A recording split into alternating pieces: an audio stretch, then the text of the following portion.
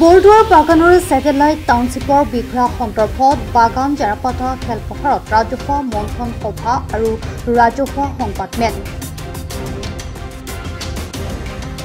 মুখ্যমন্ত্ৰীৰ ছেটেলাইট টাউনশ্বিপৰ সিদ্ধান্তই যেনেতিয়া সমস্যা লগ এৰা দিয়া নাই বৰদুৱাৰ বাগানৰ অঞ্চলত।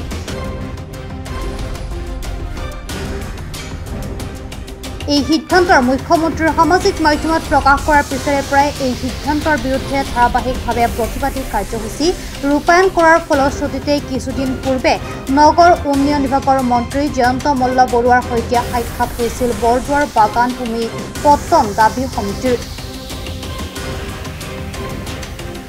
যি সাক্ষাৎকাৰত বহু সিদ্ধান্তৰে বিৰোধিতা কৰি আহিছিল ভূমি পত্তন দাবী সমিতিয়ে। তাৰ পিছত সদ্য সমাপ্ত বিধানসভা অধিৱেশনত এই ক্ষেত্ৰত অসমৰ মুখ্যমন্ত্ৰী হিমন্ত বিশ্ব শৰ্মায়ো নিজৰ মন্তব্য প্ৰকাশ কৰিছিল এই সন্দৰ্ভত। কিন্তু ইমানতো শান্ত হোৱা নাই বৰদুৱাৰ বাগান অঞ্চলৰ ৰাইজ। আজি পুনৰ বৰদুৱাৰ বাগানত এখন ৰাজহুৱা মন্থন সভা আৰু ৰাজহুৱা সংবাদমেল অনুষ্ঠিত কৰা হয়। উক্ত সভাতে মুখ্যমন্ত্ৰীয়ে কোৱা মন্তব্য সন্দৰ্ভত সকলোৱে কয় যে প্ৰতিবাদ কৰা লোকসকল হৈছে খিলঞ্জীয়া ভূমিপুত্ৰ তথা বৰ্তমান শাসনত থকা বিজেপি চৰকাৰৰ জয় হোৱাত ভোট দিয়া একোগৰাকী ভোটাধিকাৰ। ইয়াত কংগ্ৰেছী বুলি কোনো কথা আহি নপৰে। সভাত সকলোৱে একেমুখে কয় যে বৰদুৱাৰ বাগানত ছেটেলাইট টাউনশ্বিপ নালাগে। আনহাতে ৰাভা হাছঙৰ মুখ্য কাৰ্যবাহী সদস্য টংকেশ্বৰ ৰাভাকো টুলুঙা মন্তব্যৰ পৰা বিৰত থাকিবলৈ আহ্বান জনায়। বৰদুৱাৰ বাগান ভূমিপত্তন দাবী সমিতিয়ে অসম চৰকাৰৰ সন্মানীয় নগৰ উন্নয়ন আৰু পৰিকল্পনা মন্ত্ৰী মাননীয় শ্ৰীযুত জয়ন্ত মল্ল ডাঙৰীয়াৰ সৈতে এটি সৌজন্যমূলক বৈঠক এখন আলোচনা হৈছিলে আৰু সেই সৌজন্যমূলক বৈঠকত তেখেতে যিখিনি কথা কৈছিলে সেই কথাখিনিত আমি আচলতে আশ্বস্ত হ'ব পৰা নাছিলোঁ আৰু তেখেতে নিজেই কৈছিল মই অতি কম সময়ৰ ভিতৰত 4-5 দিনৰ ভিতৰত অসমৰ মাননীয় মুখ্যমন্ত্ৰী মহোদয়ৰ লগত মই সাক্ষাৎ কৰাৰ ব্যৱস্থা কৰাই দিম আপোনালোকক এই কথাখিনি কৈছিলে। কিন্তু সেই কথাখিনি আচলতে আজিলৈকে হৈ নুঠিল। কিন্তু আজিৰ পৰা দুদিন আগত পুনৰ আমাৰ এই এলেকাত ৰাভা হাছং এলেকাত কলঘৰৰ যিটো ক্লাব ঘৰ সেই কলঘৰ ক্লাবত আমাৰ ৰাভা হাছং সাহিত্য সাহিত্য পৰিষদৰ মুখ্য কাৰ্যবাহী বিষয়া মাননীয় শ্ৰীযুত টংকেশ্বৰ ৰাভা ডাঙৰীয়া আহিল আৰু সেইদিনাখন মই নিজে তাত উপস্থিত হৈ কেইটামান প্ৰশ্ন কৰিছিলোঁ আৰু প্ৰশ্ন কৰোঁতে তেখেতেও কৈছে ইয়াত আচলতে কিমানকে মাটি দিব সেই কথাবিলাক তেখেতে একো ক'ব নোৱাৰে। সেইবিলাক আলোচনা হ'ব বুলি কৈছে। ঠিকে আছে, আমি আলোচনা হ'ব বুলি বুজি পাইছোঁ। কিন্তু একে সময়তে কোৱা হ'ল ইউনিফৰ্ম ৱাইজত মাটি দিয়া হ'ব। ইউনিফৰ্ম ৱাইজত মাটি দিয়া হ'ব বুলি কওঁতে আচলতে কিমানকে দিব সেই বস্তুৰ এটা স্পষ্টীকৰণ লাগিব আৰু যেতিয়ালৈকে স্পষ্টীকৰণ নিদিব তেতিয়ালৈকে এই ধৰণৰ কথাবিলাক আশ্বস্ত হ'ব নোৱাৰিব। আমাৰ সাধাৰণ মানুহ ৰাইজে ৰেষ্ট্ৰিক্টেড প্ৰটেক্টেড বহুবোৰ কথা ইয়াত শব্দ ব্যৱহাৰ কৰিছে। 1975 চনৰ আগৰ মানুহখিনিকহে পট্টা দিয়া হ'ব।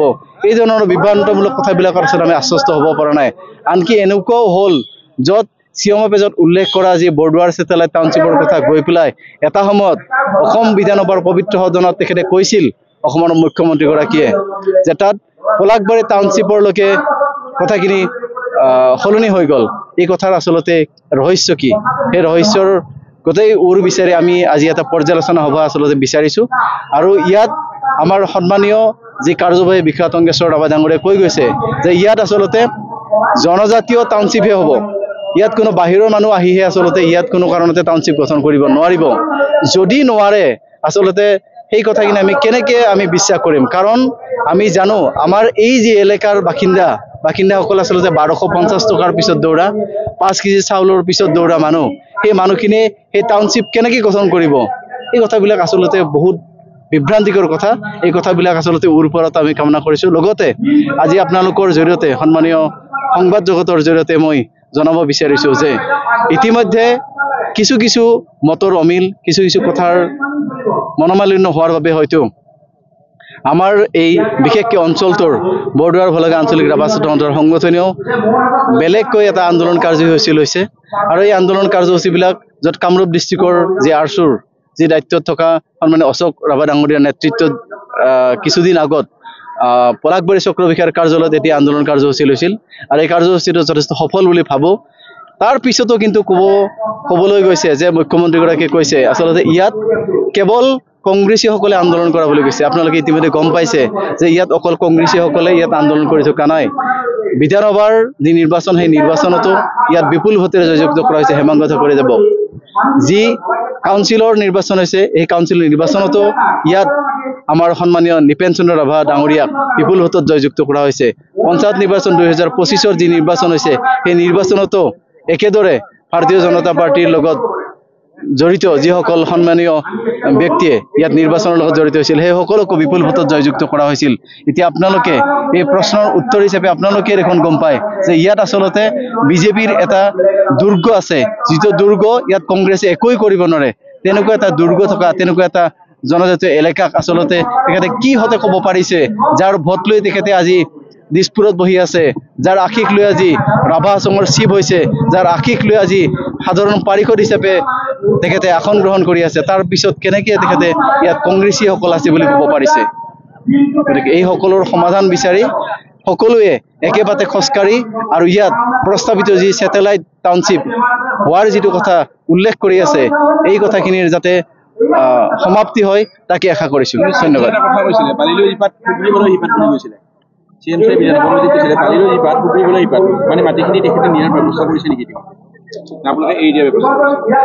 আমি আচলতে ইয়াত যেনেকে আছে তেনেকে আমি থকাটো আশা কৰিম, কাৰণ মই জনাত মোৰ দেউতাৰ ককাকৰ নামত সেই যেতিয়া 1971 চনৰ যি ৰায়ত আইন, সেই 71 চনৰ ৰায়ত আইনৰ লগে লগে আমাৰ আচলতে ৰায়তী পট্টা আছে, ৰায়তী খতিয়ান পট্টা আছে। আৰু এই ৰায়তী খতিয়ান পট্টা আচলতে তেওঁলোকে কেনেকে দিল, আৰু ইয়াত ক'ব গৈছে য'ত 2022 চনত ইয়াৰ যিটো লিজ এই লিজ উঠি গৈছে, তাৰপিছত তেওঁলোকে ইয়াত যিসকল গৰাখহনীয়া আহিছে সেই গৰাখহনীয়াবিলাকক ইয়াত তেওঁলোকে মাটি দিছে, পট্টা দিয়াৰ ব্যৱস্থা কৰিছে।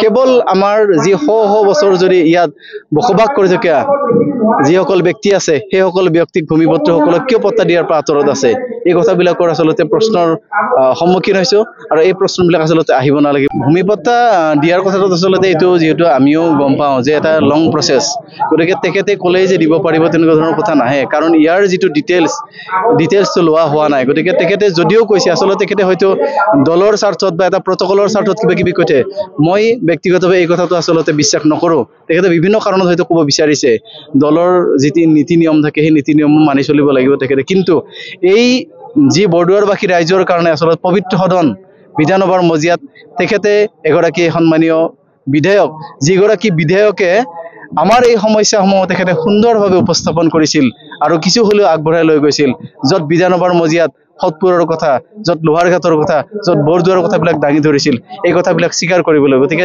তেখেতক মোৰ ফালৰ পৰা ধন্যবাদ আছে। হয়তো হ'ব পাৰে, এই কথাখিনি অমূলক নহয়, কিন্তু আমি আশা কৰিম, কাৰণ ইয়াত অকল নেতৃত্বৰ দ্বাৰাই যে আন্দোলনটো চলিব তেনেকুৱা কথা নহয়। প্ৰতিজনে সেই ভৰিৰ তলুৱাৰ মাটি হেৰুওৱা ব্যক্তি, গতিকে এই আন্দোলনটো যেনেকে তেনেকে চলিব, হয়তো গতানুগতিকভাৱে নচলিলেও এই আন্দোলনটো চলি যাব বুলি মই ভাবিছোঁ। ছেটেলাইট টাউনশ্বিপ গঠন হ'লে ইয়াৰ পৰৱৰ্তী কাৰ্যসূচী সম্পৰ্কত ৰাইজে সিদ্ধান্ত কৰিব, ৰাইজে সেই হিচাপত আগবাঢ়ি যাব। মই এতিয়া সেই কথাটো ক'ব নোৱাৰিম। বিশেষকৈ বৰদুৱাৰ ভূমিপুত্ৰণ দাবী সমিতিৰ এজন উপদেষ্টা মাননীয় শ্ৰীযুত আদিত্য ৰাভা ডাঙৰীয়া, তেখেতৰ বিপৰীতে বহুবোৰ কথা ওলাইছে, য'ত জয়ন্ত মল্ল ডাঙৰীয়াৰ লগত আলোচনাৰ পিছত অহাৰ পিছতে ইয়াত কৈছে আদিত্য ৰাভাই বহু টকা খাই বিক্ৰী গ'ল, য'ত তেখেতে ইমান জোৰেৰে প্ৰতিবাদ কৰিছে, এই আন্দোলনটোক আগবঢ়াই লৈ গৈছে, কেনেকৈ টকা খোৱাৰ কথা আহি পৰিল। আৰু তাৰপিছত ফেচবুকত বিভিন্ন কথা আহিছে, সেই কথাবিলাকক আপোনালোকে ফেচবুকবিলাকত পাইছে বোধহয়, মন্তব্যবিলাক পাব। গতিকে সেই কথাবিলাকৰ প্ৰতি আচলতে তেখেতে চিন্তনীয় আৰু তেখেতে আচলতে নিৰাপত্তাজনিত আৰু সুৰক্ষাৰ কথা ভাবিছে। এজন মিৰ্জাত তেখেতে সাধাৰণ ৰুম লৈ আছে, আৰু সাধাৰণ ৰুম লৈ থকা ব্যক্তি এজনে বাৰে বাৰে এই অঞ্চললৈকে আহে, ৰাতি 2টা বজালৈকে ঘূৰি ফুৰিবলগীয়া হয়, কাৰণ এই নেতৃত্ব দিওঁতে বহুকেইজন ব্যক্তি নাই, এনেকুৱা সকলোৱে একেলগে কাম কাজ কৰিব পাৰিছে, তেনেকুৱা ধৰণৰ এক্সপাৰ্ট ব্যক্তি নাই। তেখেতৰ ভূমিকা আচলতে বেছি, তেখেত নহ'লে এই আন্দোলনটো আচলতে স্থবিৰ হৈ যাব বুলি ভাবিছোঁ। গতিকে তেখেতে নিৰাপত্তাজনিত কাৰণত তেখেতে আচলতে আজিৰ এই সভাখনত উপস্থিত থাকিব বিচৰা নাই। কিন্তু আপোনালোকে দেখিবলৈ পাইছে ইয়াত প্ৰতিজন ব্যক্তিয়ে বিচাৰিছে, আৰু প্ৰতিজন ব্যক্তিয়ে তেখেতৰ সুখ দুখৰ লগত আছে বুলি আপোনালোকে দেখিছে, আৰু এই কথা একেমুখে স্বীকাৰ হৈ গৈছে। দুটা ভাগত বিভক্ত হোৱা বুলি আমি গম পালো। উদ্দেশ্য কিন্তু আপোনালোকৰ এটাই বৰ্তমান, সেইটোত আপোনালোক অটল আছে। কথাটো আচলতে সত্য, উদ্দেশ্য যিহেতু এটাই। আৰু ইয়াত যেনেকৈ আমাৰ ইয়াত NDRF-ৰ এটি ডাঙৰ কাৰ্যালয় আহিছিলে, আপোনালোকে হয়তো গম পায় আজিৰ পৰা বহু বছৰ আগতে। সেই যিটো কাৰ্যসূচী আছিলে, সেই যিটো আন্দোলন আছিলে, একেলগে কৰিছিলে আৰু ইয়াৰ একেলগে কৰাৰ কাৰণে অতি সোনকালে সফল হৈছিলে। গতিকে মই আশা কৰিম ইয়াত বৰদোৱাৰ ভলগা আঞ্চলিক ৰাভা ছাত্ৰ সন্থাৰ সংগঠনৰ মুৰব্বীৰ দায়িত্ববাহী মুৰব্বীসকল আৰু কামৰূপ জিলাৰ লগত জড়িত যি ৰাভা হাছং স্বায়ত্তশাসিত পৰিষদ এলেকাৰ লগত জড়িত যিসকল সন্মানীয় দায়িত্বত থকা ব্যক্তিসকল আৰু নিখিল ৰাভা ছাত্ৰ সন্থাৰ যিসকল সন্মানীয় দায়িত্বত থকা ব্যক্তিসকল, সকলোৱে একেলগে আৰু ভূমিপত্তন দাবী সমিতিও আচলতে মনৰ মাজত কিবা অমিল নাৰাখি একেলগে আন্দোলনটো চলাই গ'লে বেছি সাৰ্থক হ'ব বুলি মই ভাবিছো। আচল কথাটো হ'ল আমাৰ গোটেইকেইটাৰ ক্ৰনলজি গোটেইকেইটা একেলগে মিলে। আমি 6/6/2025 তাৰিখে আপোনাৰ নগৰ উন্নয়ন মন্ত্ৰী জয়ন্তমল্ল বৰুৱাক লগ কৰিছিলোঁ। তাৰপিছত আকৌ আপোনাৰ 9 তাৰিখে বিধানসভাত এদিনীয়া যি বিধানসভাত আলোচনা হৈছিল, একেদিনে আকৌ আমাৰ ইয়াত কলঘৰত টংকেশ্বৰ ৰাভা আহিছিল। তেখেতসকলৰ গোটেইকেইটাৰ কথাই কিন্তু পলাশবাৰীত এখন টাউনশ্বিপ হ'ব, তাই আকৌ বেলেগ বেলেগ টাউনশ্বিপ। যেতিয়া আপোনাৰ 26 তাৰিখে আপোনাৰ দিল্লীত ভৱনাগৰ অসম ভৱন, তাত হৈছিল আপোনাৰ বৰদোৱাৰ বাগান ছেটেলাইট টাউনশ্বিপ। আকৌ যেতিয়া 9 তাৰিখে তেখেত বিধানসভাত মাতিল, সেইখন আকৌ পলাশবাৰী টাউনশ্বিপ হয়। আমাৰ ইয়াত আকৌ টংকেশ্বৰ ৰাভাই ক'লে সেইখন হেনো ট্ৰাইবেল টাউনশ্বিপ। মই বুজি পোৱা নাই এখন টাউনশ্বিপে ইমান নাম কেনেকে পৰিগ্ৰহ কৰিছে, কেনেকে হ'ল। মানুহ কেতিয়া মিছা কথা কয়, যেতিয়া তেখেতৰ কিবা গোপন অভিসন্ধি থাকে মিছা কথা, তেতিয়া মিছা কথা। গতিকে আমি আশ্বস্ত নহয়েই। আৰু আপোনালোক সংবাদ মাধ্যম মই বাৰে বাৰে কওঁ যে আমাৰ গোটেই আন্দোলনখিনি নিয়া মানুহখিনিৰ আপোনালোক। আমাৰ নিচিনা সৰু 3টা ৰাজহুৱাৰ মানুহে কি কৰিব পাৰিলেহেঁতেন যদি আপোনালোকে নাথাকিলে। গতিকে এইটো আমি আশ্বস্ত হোৱা নাই। আমি জয়ন্তমল্ল বৰুৱা ডাঙৰীয়াক মই চিধাই কৈছোঁ যে এইবোৰত আমি নামানো, এইবোৰ কথা নাজানো, নুবুজো, নালাগেও। টাউনশ্বিপ নালাগে। ইয়াত টাউনশ্বিপ বুলি কওঁতে আপোনাৰ বহুত কথা আছে, আপোনালোকে বহুতে জানে। টাউনশ্বিপ মানে কিবা ছেটেলাইট টাউনশ্বিপ মানে কি, আপোনালোকে সাংবাদিকসকলে কি বুজিছে মই কৈ দিম। মোৰ ধাৰণা আজি আপোনাৰ দিল্লী হওক, যিবিলাক মেট্ৰপলিটান চিটি, তাত থকা মানুহবিলাকৰ যি জনঘনত্ব, তাৰ যি হ'ল জীৱন জীৱিকা আৰু উদ্যোগ আৰু সামগ্ৰিক যিটো পৰিৱেশ বেয়া হৈ গৈছে, ভয়াৱহ হৈ গৈছে। আজি আপোনাৰ গুৱাহাটী মহানগৰীত যদি আপোনাৰ এজাক বৰষুণ দিয়ে 3 দিন নালাগে, এসপ্তাহ নালাগে।